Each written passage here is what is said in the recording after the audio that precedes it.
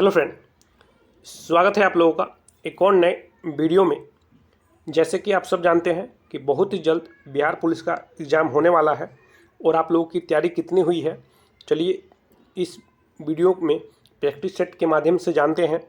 ठीक है, अगर इस वीडियो में मैं आपको टोटल 20 प्रश्न कराऊंगा।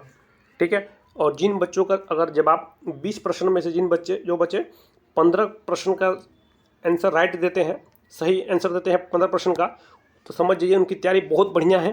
ठीक है, और वो कंटिन्यू इसी तैयारी में लगे रहें जब तक आपका एग्ज़ाम नहीं होता है। और जो बच्चे 10 से 12 प्रश्न सही करते हैं तो उनको ज़रूरत है और मेहनत करने की।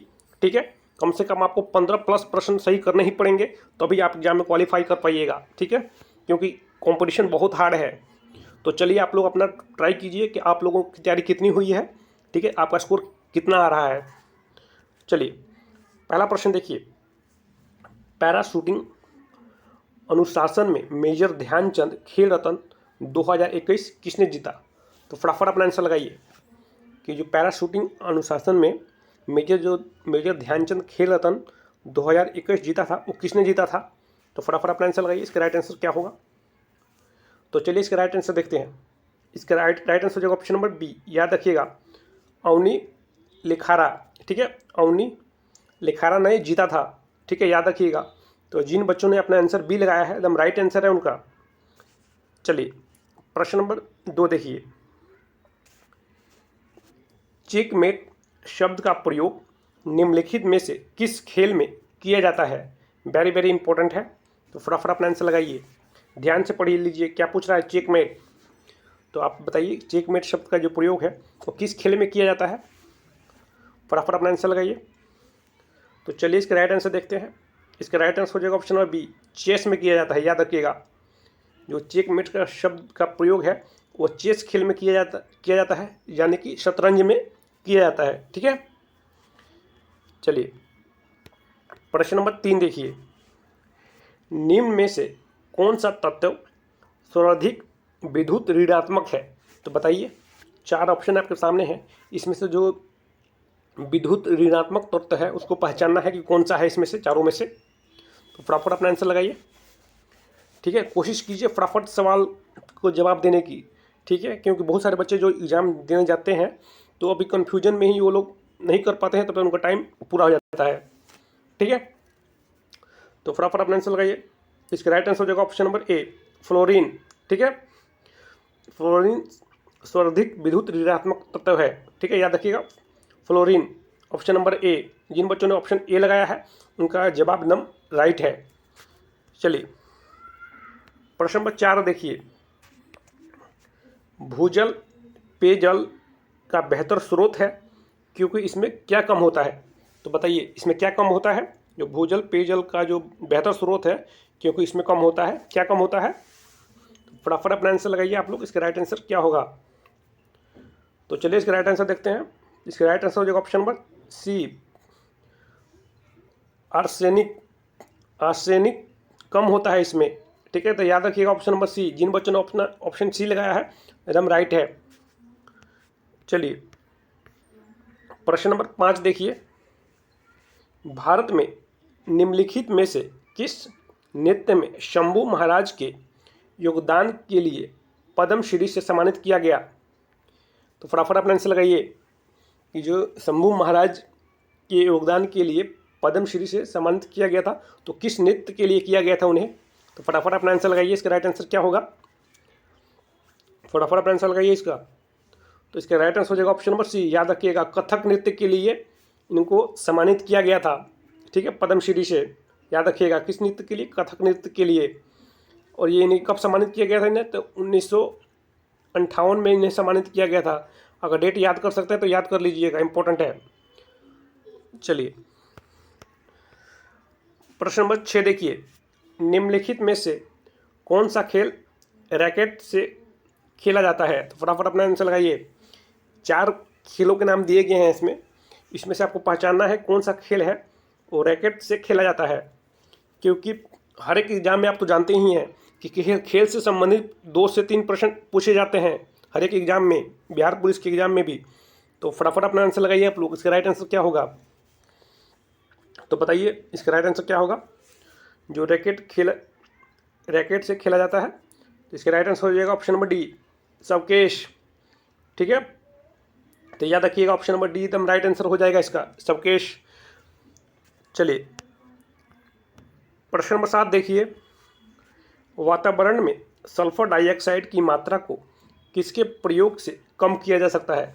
तो फटाफट अपना आंसर लगाइए, वेरी वेरी इंपॉर्टेंट प्रश्न है। तो बताइए आप लोग कि वातावरण में सल्फर डाइऑक्साइड की मात्रा को किसके प्रयोग से कम किया जा सकता है। तो किसके प्रयोग से, फटाफट अपना आंसर लगाइए। इसका राइट आंसर क्या होगा। ऑप्शन आपके सामने है। ठीक है, ये थोड़ा लंबा ऑप्शन है, इसलिए मैं 2-4 सेकंड का टाइम और दे रहा हूँ। फटाफट अपना आंसर, वो ऑप्शन पढ़ लीजिए, उसके बाद अपना आंसर लगाइए कि इसका राइट आंसर क्या होगा। तो उम्मीद है आप लोगों ने पढ़ लिया होगा अपना। तो चलिए इसका राइट आंसर देखते हैं। तो इसका राइट आंसर हो जाएगा ऑप्शन नंबर डी। याद रखिएगा, कम सल्फर वाले ईंधन के प्रयोग से कम किया जा सकता है सल्फर डाइऑक्साइड की मात्रा को। ठीक है, वातावरण में।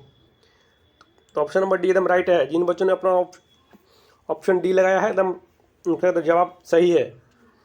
चलिए नेक्स्ट प्रश्न देखते हैं।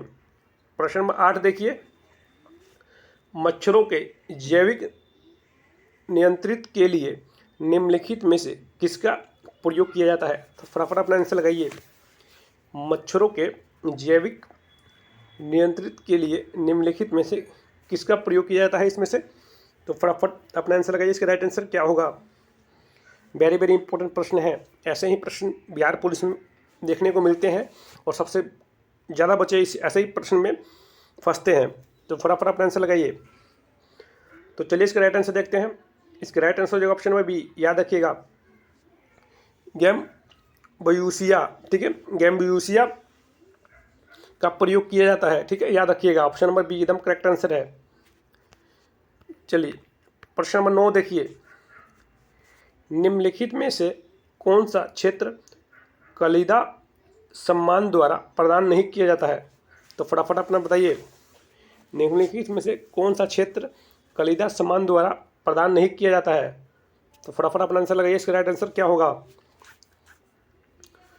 तो चलिए इसका राइट आंसर देखते हैं। इसका राइट आंसर हो जाएगा ऑप्शन नंबर सी। याद रखिएगा, कठपुतली का तमाशा। ठीक है, कठपुतली का तमाशा कलिदा सम्मान द्वारा प्रदान नहीं किया जाता है। याद रखिएगा ऑप्शन नंबर सी एकदम राइट है। चलिए प्रश्न नंबर 10 देखिए, विश्व का सबसे बड़ा महाद्वीप शेल्फ कौन सा है। वेरी वेरी इंपॉर्टेंट है। आप लोग बताइए इसका राइट आंसर क्या होगा। वेरी वेरी इंपॉर्टेंट प्रश्न है, फटाफट बताइए इसमें से इसका राइट आंसर क्या होगा। ऑप्शन ए है भारत की शेल्फ, ऑप्शन बी है हिंद महासागर की शेल्फ, ऑप्शन सी है प्रशांत महासागर में शेल्फ, और ऑप्शन डी है अंटार्कटिका महासागर में साइबेरिया शेल्फ। तो फटाफट अपना आंसर लगाइए। तो इसके राइट आंसर हो जाएगा ऑप्शन नंबर डी। याद रखिएगा, अंटार्कटिका महासागर में साइबेरिया शेल्फ। ठीक है, विश्व की सबसे बड़ा महाद्वीप शेल्फ है। ठीक है, तो याद रखिएगा option number D very very important है।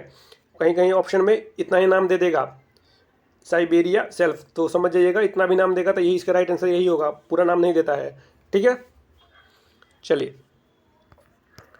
प्रश्न नंबर 11 देखिए, सूर्य के वायुमंडल में गैसों के तूफान दिखाई देते हैं। तो फटाफट अपना आंसर लगाइए। सूर्य के वायुमंडल में गैसों का तूफान दिखाई देते हैं, कब दिखाई देते हैं ये। तो फटाफट अपना आंसर लगाइए। ऑप्शन ए है चक्रवात के दौरान, ऑप्शन बी है प्रति चक्रवात के दौरान, ऑप्शन सी है चंद्र ग्रहण के दौरान, या ऑप्शन डी है सूर्य ग्रहण के दौरान। तो ये कब दिखाई देते हैं। तो इसका राइट आंसर हो जाएगा ऑप्शन नंबर डी। याद रखिएगा, सूर्य ग्रहण के दौरान दिखाई देते हैं। ठीक है, सूर्य के वायुमंडल में जो गैसों के तूफान दिखाई देते हैं कब दिखाई देते हैं, तो सूर्य ग्रहण के दौरान, याद रखिएगा। चलिए प्रश्न नंबर 12 देखिए, हमारे सौरमंडल में सबसे बड़ा ग्रह, वेरी वेरी इजी प्रश्न है, बताइए इसका राइट आंसर क्या होगा। बहुत ही इंपॉर्टेंट भी है और साथ में बहुत ही आसान प्रश्न है ये। इसका जवाब तो हर एक बच्चे को मुजबानी याद होना चाहिए। तो फटाफट अपना आंसर लगाइए, इसका राइट आंसर क्या होगा। तो इसका राइट आंसर होगा ऑप्शन नंबर बी बृहस्पति। याद रखिएगा, सबसे बड़ा ग्रह है। चलिए नेक्स्ट प्रश्न देखते हैं। प्रश्न नंबर 13 देखिए, निम्नलिखित में से कौन स्वतंत्र भारत में पहली महिला शास्त्रीय नृत्य नर्तक थी जो राज्यसभा के सदस्य के रूप में नामित की गई थी? तो वेरी वेरी इंपॉर्टेंट है, तो फटाफट अपना आंसर लगाइए। इसका राइट आंसर क्या होगा? ऑप्शन पढ़ लीजिए, फटाफट अपना आंसर लगाइए। तो चलिए इसके राइट आंसर देखते हैं। इसका राइट आंसर हो जाएगा ऑप्शन नंबर सी। याद रखिएगा, रुक्मणी देवी अरुणडले। ठीक है, तो याद रखिएगा ऑप्शन नंबर सी एकदम राइट है।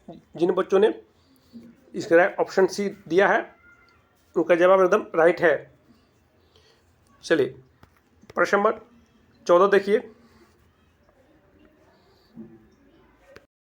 करुण चंडोक निम्नलिखित में से किस खेल से संबंधित है? तो फटाफट अपना आंसर लगाइए। जो ये नाम पढ़ लीजिए, करुण चंडोक, ये किस खेल से संबंधित है ये? तो फटाफट अपना आंसर लगाइए। इसका राइट आंसर क्या होगा? फ्रेंड समझ जाइए, same to same Bihar police में अगर ऐसा प्रश्न आ जाता है तो आप इसमें से कैसे प्रश्न, कितने प्रश्न सही कर पाते हैं, यही आपको टेस्ट करना है। ठीक है, आपकी तैयारी कितनी है? तो फटाफट अपना आंसर लगाइए। इसका राइट आंसर क्या होगा? तो ये किस खेल से संबंधित है ये? तो ऑप्शन नंबर ए एकदम राइट आंसर हो जाएगा, कार रेसिंग से संबंधित है करुण चंडोक। ठीक है, करुण चंडोक है किस खेल से संबंधित है? कार रेसिंग से। चलिए प्रश्न नंबर 15 देखिए। किसने लीक्ड कैपेसिटर का वर्णन करने के लिए बैटरी शब्द गढ़ा था? तो बताइए, किसने लीक्ड कैपेसिटर का वर्णन करने के लिए बैटरी शब्द गढ़ा था? तो फटाफट अपना आंसर लगाइए, किसने गढ़ा था? जिसका राइट आंसर बताना है आपको, ऑप्शन आपके सामने है, तो फटाफट अपना आंसर लगाइए। इसका राइट आंसर क्या होगा? बहुत सारे बच्चे इस प्रश्न में कंफ्यूज होंगे, तो फटाफट अपना आंसर लगाइए कि इसका राइट आंसर क्या होगा। जो बच्चे ऐसे प्रश्नों का जवाब दे देते हैं तो समझिए उनकी तैयारी बहुत बेटर है। ठीक है, तो फटाफट अपना आंसर लगाइए। इसका राइट आंसर हो जाएगा ऑप्शन नंबर बी। याद रखिएगा, बेंजामिन फ्रैंकलिन। ठीक है, बेंजामिन फ्रैंकलिन ने ये बैटरी शब्द गढ़ा था। ठीक है, याद रखिएगा।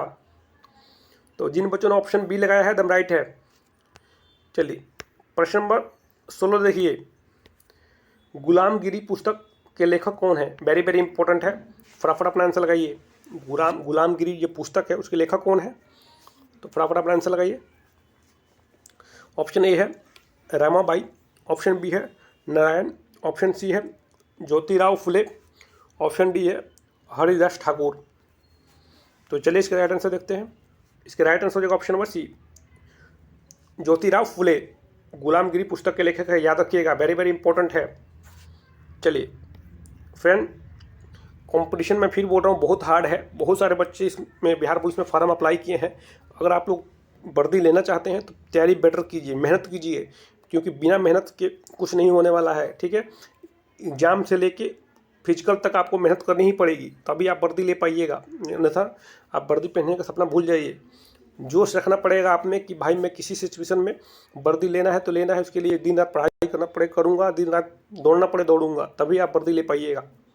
ठीक है, चलिए प्रश्न नंबर 17 देखिए। गुजरात में स्थित स्टैचू ऑफ यूनिटी की ऊंचाई कितनी है? तो फटाफट अपना आंसर लगाइए कि गुजरात में स्थित स्टैचू ऑफ यूनिटी की ऊंचाई कितनी है। आप तो जानते ही हैं, statue of unity Sardar Vallabh भाई पटेल जी की मूर्ति है जो गुजरात में है। ठीक है, और उसकी ऊंचाई कितनी है? तो इसका राइट आंसर होगा ऑप्शन नंबर बी, 182 मीटर। याद रखिएगा। ठीक है, कितनी है? 182 मीटर है। वेरी वेरी इंपॉर्टेंट प्रश्न है, बहुत बार एग्जामों में प्रश्न रिपीट हुआ है। चलिए प्रश्न नंबर 18 देखिए। यूनेस्को की मानवता की संपूर्ण सांस्कृतिक सूची में केरल के निम्नलिखित कला रूपों में कौन सा कला रूप शामिल किया है? तो फटाफट अपना आंसर बताइए कि इसका राइट आंसर क्या होगा। जो यूनेस्को की मानवता की संपूर्ण संस्कृति सूची में केरल के जो निम्नलिखित कला रूपों में से कौन सा जो एक कला रूप शामिल किया गया है, तो बताइए इसका राइट आंसर क्या होगा। तो फटाफट अपना आंसर लगाइए आप लोग। आपकी तैयारी कितनी है, आपने कितने प्रश्न का जवाब सही दिया है, आपको मालूम चल ही जाएगा। ठीक है, अभी तक चल गया होगा कितने प्रश्नों का आपने जवाब सही दिया है, कैसी तैयारी है आपकी। ठीक है, उसी के रूप अपना आपको मेहनत करना है। जैसे आपकी तैयारी अभी आ रहा है उसी के हिसाब से आपको, अगर कम हो रहा है प्रश्न आपके, तो और अधिक मेहनत करना है इससे भी। तो इसका राइट आंसर हो जाएगा ऑप्शन नंबर ए। चलिए कुटियात्तम। ठीक है, कौन सी कला को शामिल किया गया है? तो कुटियात्मक कला को शामिल किया गया है, याद रखिएगा। चलिए प्रश्न नंबर 19 देखिए, सिराज कप किस खेल से संबंधित है? तो फटाफट आप आंसर लगाइए। जो सिराज कप है वो किस खेल से संबंधित है? फटाफट आप आंसर लगाइए। ऑप्शन आपके सामने है, ए है क्रिकेट, बी है फुटबॉल, ऑप्शन सी है चेस, ऑप्शन डी है जंपिंग। तो किससे संबंधित है? तो इसके राइट आंसर जो ऑप्शन नंबर बी, फुटबॉल से संबंधित है ये सिराज कप, याद रखिएगा। ठीक है, चलिए प्रश्न नंबर 21 देखिए, समझिए फ्रेंड, यहाँ पर 21 देखे 20 होगा। ठीक है, तो आप समझ जाइएगा। लास्ट प्रश्न है, 20 नंबर प्रश्न है ये, कि आर्ची नामक पहले सर्च इंजन का संस्थापक कौन था? तो फटाफट अपना आंसर लगाइए, इसका राइट आंसर क्या होगा? आर्ची नामक पहले जो इंजन का संस्थापक था वो कौन था? इसका जवाब आपको कमेंट सेक्शन में देना है। ठीक है, कि आपने 20 प्रश्न में से कितने प्रश्नों का जवाब आपने सही दिया है। ठीक है, इसका जवाब भी, ठीक है, और स्कोर भी, दोनों आपने कमेंट सेक्शन में बताना है। ठीक है, तो अब आपको मालूम चल ही गया आपकी तैयारी कितनी है। अगर जिन बच्चों ने इसमें से 15 प्रश्न का जवाब सही दिया होगा तो समझिए उनकी तैयारी बहुत बढ़िया है। बस कंटिन्यू ऐसे ही तैयारी करते रहिए। और जो बच्चों का आंसर है वो 10 और 12 के बीच में आ रहा है तो उनको और मेहनत करने की ज़रूरत है। ठीक है, और आप लोग इससे भी ज़्यादा मेहनत कीजिए तभी आप सक्सेस होइएगा। और जिन बच्चों का 10 से कम आ रहा है उनको भी घबराने की ज़रूरत नहीं है। आपको भी कई और जो जितना टाइम अभी आप लगा रहे हैं उसे मतलब 2-3 गुना ज़्यादा आपको और मेहनत करनी पड़ेगी, तभी आप सक्सेस हो पाइएगा। क्योंकि कंपटीशन बहुत हार्ड है। जितना हो सके उतना पढ़ाई कीजिए तभी आप सक्सेस पाइएगा। ठीक है, रनिंग से लेके आपको मतलब रिटर्न से लेके रनिंग तक आपको मेहनत करना ही पड़ेगा। ठीक है, तभी आप सक्सेस हो पाइएगा। तो आज के लिए धन्यवाद, मिलते हैं नेक्स्ट वीडियो में। अगर वीडियो अच्छा लगा हो तो प्लीज़ लाइक कर दीजिएगा, और चैनल पर नए हैं तो चैनल को सब्सक्राइब कर दीजिएगा। मैं ऐसे ही वीडियो आपके लिए हमेशा लेके आता रहता हूँ। तो आज के लिए धन्यवाद, मिलते हैं नेक्स्ट वीडियो में।